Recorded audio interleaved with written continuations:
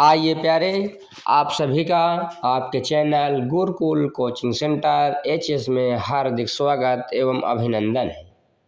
बच्चे पूछते रहते हैं सर संदर्भ कैसे लिखें। तो संदर्भ लिखना बहुत आसान है, केवल एक बार धैर्य धारण करके समझना आवश्यक है।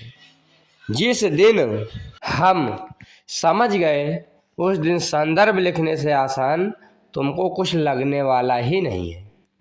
तो संदर्भ लिखने के तरीके क्या हैं?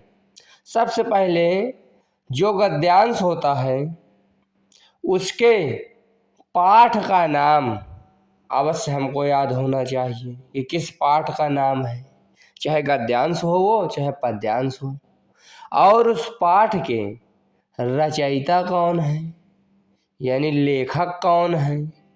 अगर गद्यांश है तो उसके लेखक का भी नाम हमको याद रखना पड़ेगा। तो चलिए हम आपको बताने वाले हैं कि संदर्भ कैसे लिखा जाता है। तो देखिए, संदर्भ जो है इस प्रकार हम संदर्भ लिखेंगे। मान लीजिए कोई गद्यांश आपके सामने आ गया, तो उस गद्यांश का संदर्भ हम तभी लिख पाएंगे जब उस गद्यांश के पाठ का नाम और लेखक का नाम पता होगा। यानी ये पता होना चाहिए कि यह किस पाठ का है और इसके लेखक कौन है। तो जैसे लिखना है संदर्भ, तो लिखेंगे प्रस्तुत गद्यांश हमारी पठित पाठ्य पुस्तक, यानी पढ़ने वाली पाठ्य पुस्तक जिसको हम पढ़ते हैं, हिंदी में संकलित गद्य खंड के मित्रता नामक पाठ से लिया गया है।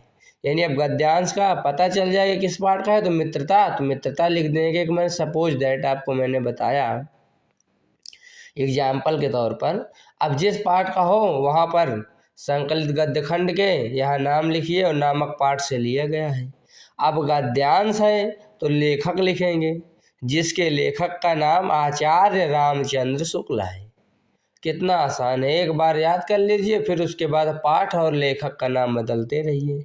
अभी गद्यांश के स्थान पर यदि पद्यांश हो जाए, यानी पद्य आ जाए, कविता आ जाए, तो गद्यांश के स्थान पर पद्यांश लिख देंगे, प्रस्तुत पद्यांश, और संकलित गद्य के स्थान पर पद्य खंड लिख देंगे, और मित्रता के स्थान पर उसी प्रकार पाठ का नाम लिखेंगे, लेखक के स्थान पर कवि का नाम लिखेंगे ना। तो लेखक के स्थान पर क्या लिखेंगे, कवि का नाम लिख देंगे। तो प्रस्तुत क्या हो जाएगा पद्यांश का संदर्भ, कि प्रस्तुत पद्यांश हमारी पाठ्य पुस्तक हिंदी में संकलित पद्य खंड के मित्रता या साखी नामक पाठ से लिया गया है, जिसके कवि का नाम कबीर दास जी है। इस प्रकार संदर्भ लिखेंगे। आप सभी का धन्यवाद।